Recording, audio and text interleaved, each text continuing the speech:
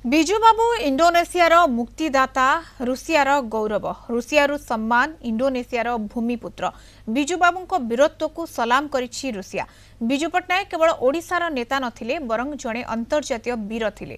2025 ମେ ମାସରେ ରୁଷ ସରକାର ଦ୍ୱିତୀୟ ବିଶ୍ୱଯୁଦ୍ଧ ସମୟରେ ବ୍ୟାଟଲ ଅଫ୍ ଷ୍ଟାଲିନଗ୍ରାଡରେ ବିଜୁ ବାବୁଙ୍କ ସାହସିକତା ପାଇଁ ତାଙ୍କୁ ବିଶେଷ ଶ୍ରଦ୍ଧାଞ୍ଜଳି ଅର୍ପଣ କରିଛନ୍ତି। ନୂଆଦିଲ୍ଲୀରେ ଅନୁଷ୍ଠିତ ଏକ କାର୍ଯ୍ୟକ୍ରମରେ ରୁଷିଆ ଦୂତାବାସ ପକ୍ଷରୁ ଏକ ସ୍ମାରକୀ ଫଳକ ଉନ୍ମୋଚନ କରାଯାଇଥିଲା, ଯେଉଁଥିରେ ବିଜୁ ବାବୁଙ୍କ ନାମ ସ୍ଥାନ ପାଇଛି। 1943 ମସିହାରେ ନାଜି ଜର୍ମାନୀ ବିରୋଧରେ ଯୁଦ୍ଧ ସମୟରେ ବିଜୁ ବାବୁ ଜଣେ ପାଇଲଟ ଭାବରେ ନିଜ ଜୀବନକୁ ବାଜି ଲଗାଇ ରୁଷିଆ ସେନାକୁ ଅସ୍ତ୍ରଶସ୍ତ୍ର ଯୋଗାଇଥିଲେ। ଏଥିପାଇଁ ରୁଷ ତାଙ୍କୁ ଜଣେ ମହାନ ବୀର ଭାବରେ ସମ୍ମାନିତ କରିଛି। ସେହିପରି 1947 ମସିହାରେ ଇଣ୍ଡୋନେସିଆର ସ୍ୱାଧୀନତା ସଂଗ୍ରାମ ସମୟରେ ବିଜୁ ବାବୁ ସେଠାକାର ପ୍ରଧାନମନ୍ତ୍ରୀ ଏବଂ ଉପରାଷ୍ଟ୍ରପତିଙ୍କୁ ଡଚ୍ ଶାସନ କବଳରୁ ସୁରକ୍ଷିତ ଭାବରେ ଉଦ୍ଧାର କରି ଭାରତ ଆଣିଥିଲେ। ଏଥିପାଇଁ ଇଣ୍ଡୋନେସିଆ ତାଙ୍କୁ ନିଜ ଦେଶର ସର୍ବୋଚ୍ଚ ନାଗରିକ ସମ୍ମାନ ଏବଂ ଭୂମିପୁତ୍ର ଉପାଧିରେ